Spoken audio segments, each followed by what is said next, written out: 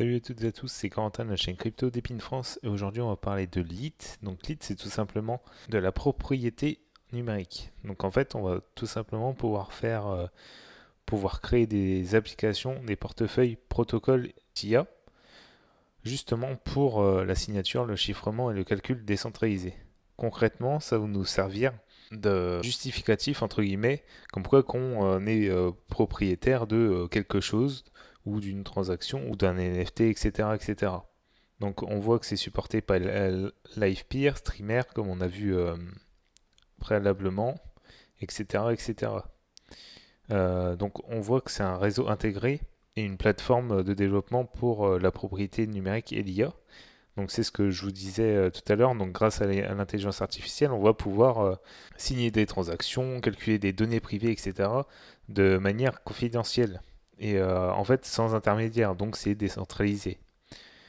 Ce qui est très bien pour pouvoir justement faire les choses de manière confidentielle, comme je vous ai dit. Donc on a une intégration Web3 intuitive.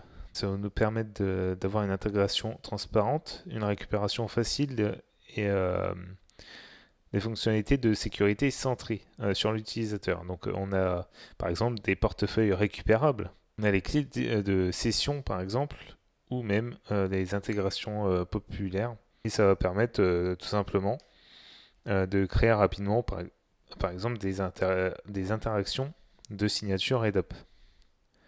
On peut stocker des données privées sur le web ouvert avec un contrôle d'accès flexible. Donc, c'est-à-dire que on peut définir nos règles pour contrôler l'accès aux données. Donc, par exemple, choisir qui peut avoir accès à ces données, qu'est-ce que cette personne peut faire à ces données-là, est-ce qu'elle peut les récupérer, est-ce qu'elle peut les copier, les supprimer. En fait, on peut totalement personnaliser ça. Donc on a le chiffrement basé sur l'identité, conditions de contrôle d'accès, comme je vous disais, et puis après on a les signatures GW, et en fait ça peut être utilisé pour charger du contenu dynamique à partir d'un serveur.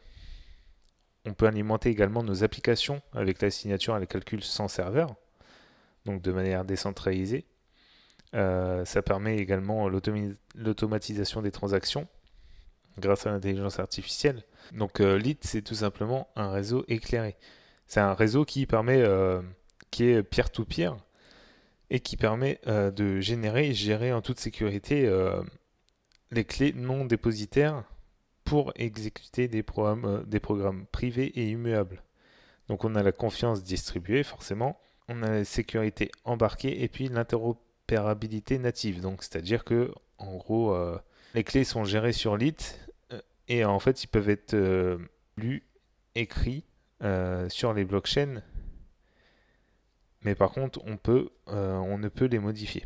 Donc on a plusieurs outils sur l'IT. Donc on a l'intégration et récupération des portefeuilles, comme je vous disais, expérience de sécuriser. On a les marchés de données ouverts, les échanges natifs entre chaînes, automatisation de DeFi et délivrance automatisée des informations d'identification. On part sur leur Twitter, donc leur Twitter, 26 000 abonnés. Donc on voit qu'ils sont un petit peu actifs, enfin ils retweetent d'autres posts de projets.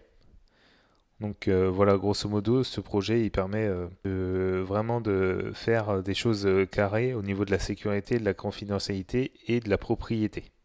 Donc c'était tout pour ce projet, j'espère que vous avez compris du coup ce projet.